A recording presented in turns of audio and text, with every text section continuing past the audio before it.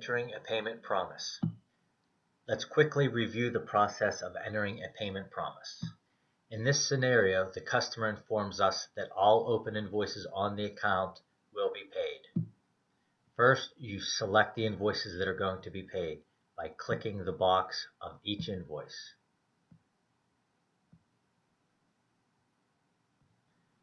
As you see, I clicked the boxes circled in red. Next, you click the Multiple Invoices button. That is generally found here.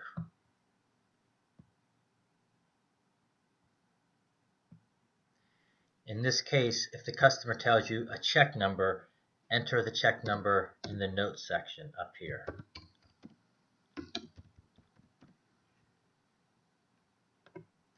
Enter the date that the invoice is going to be paid or the invoice will be, the check will be mailed.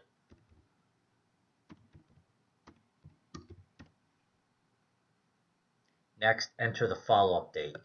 This is generally 7 days after the check is mailed. That does vary with each client.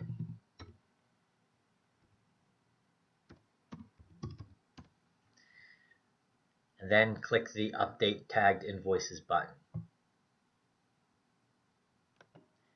As you will see, there's a payment promise entered on each invoice. The next step is to enter the information into the notepad. As you see from the notepad notes that were entered, I entered a reference to the invoices being paid.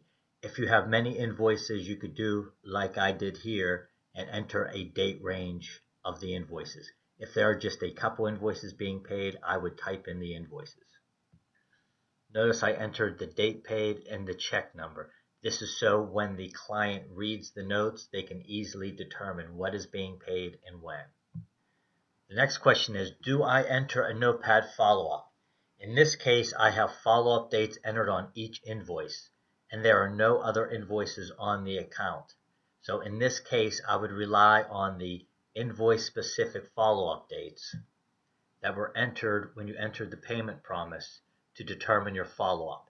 If these invoices get paid, the follow-up dates fall away from the system and there's no need to look at the account.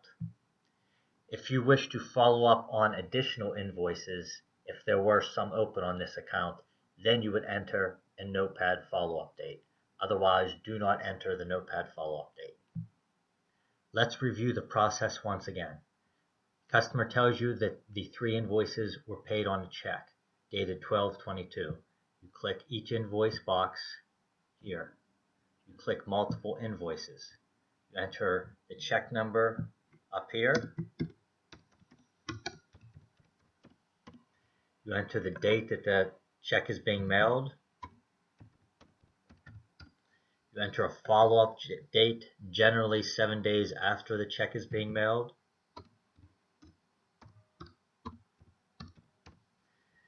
You click the button. You go over to the notepad and you enter your notes. And again, in this case, no need to put a notepad follow-up date in. That's all.